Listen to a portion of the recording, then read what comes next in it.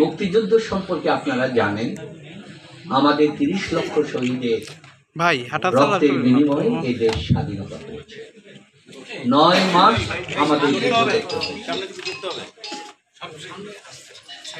2 কোটি মানুষ ঘর ছাড়া হয়েছিল এবং 2 লক্ষ নারী ইজ্জত হারিয়েছিল। এর মধ্য দিয়ে আমাদের স্বাধীনতা যুদ্ধ হয়েছিল এবং আমরা 16 ডিসেম্বর এই স্বাধীনতা অর্জন করেছি।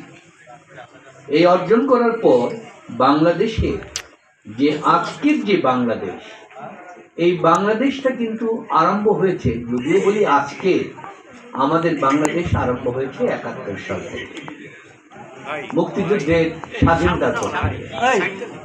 বাংলাদেশ একটি গৌরবময় দেশ। আমরা সর্বপ্রথম পাকিস্তানি শাসকদেরকে ছেড়িয়ে আমরা স্বাধীন রাষ্ট্র করলাম, সুন্দরভাবেই চলতেছিল।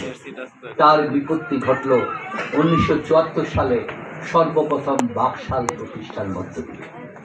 যে বাকশাল একদলীয় শাসন ব্যবস্থা, সমস্ত রাজনৈতিক দলকে ভেঙে আওয়ামী বাকশাল গঠন করা, সমস্ত পত্রিকাগুলিকে ভেঙে মাত্র 4টি দলীয় পত্রিকা গঠন করা, সবাইকে বাকশালের সদস্য করা, এই যে অগণতান্ত্রিক ব্যবস্থার মধ্য দিয়ে বাংলাদেশের অধঃপতনের প্রথম সূচনা হল। তারপর শহীদ প্রেসিডেন্ট জিয়াউর রহমান তিনি যখন ক্ষমতায় আসলেন, তিনি ছিলেন অত্যন্ত দূরদর্শী। এই আধুনিক বাংলাদেশের যিনি রূপকার, এই আধুনিক বাংলাদেশকে যিনি গড়ে তুলেছেন। আপনারা জানেন যে একটি দেশ পরিচালনা করতে গেলে তার একটি সুশৃঙ্খল পুলিশ বাহিনী দরকার। বাংলাদেশের তখন পুলিশ বাহিনী ছিল লাঠি হাতে নিয়ে দাঁড়ানো পুলিশ বাহিনী, ওই নবাব সিরাজউদ্দৌলা সেই লাঠি হাতে নিয়ে দাঁড়ানো পুলিশ বাহিনী, সিপাহসালার মতো। এই শহীদ প্রেসিডেন্ট জিয়াউর রহমান তিনি ভাবলেন যে একটি আধুনিক পুলিশ বাহিনী গড়ে তুলতে হবে। এই আধুনিক পুলিশ বাহিনী তিনি গঠন করেছিলেন ব্যাংককের অনুপ্রেরণা।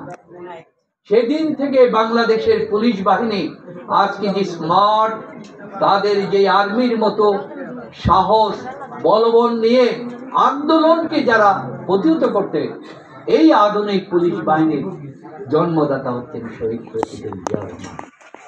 এবং আমাদের এই দেশের অর্ধেক নারী, তাকে এই পুলিশ বাহিনীর মধ্যে সংযুক্ত করলেন প্রেসিডেন্ট জিয়াউর রহমান। তিনি এই বাংলাদেশকে গড়ার জন্য যে সংগ্রাম প্রচেষ্টা, এটা হচ্ছে আভ্যন্তরীণ শান্তি শৃঙ্খলা রক্ষা করার জন্য সেনাবাহিনীকে নতুন ভাবে গড়ে তুললেন। তাকে সেখানে অস্ত্র সরঞ্জাম, প্রতিবেশী দেশ যে কোনো মুহূর্তে আমাদের আক্রমণ করতে পারে, সেই জন্য তিনি সেনাবাহিনীকে গড়ে তুললেন।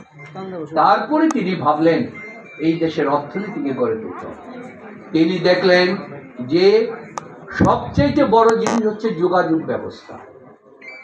তাই তার আমলে সর্বপ্রথম এই যোগাযোগ ব্যবস্থা সারা বাংলাদেশের নেটওয়ার্ক সৃষ্টি করা। তিনি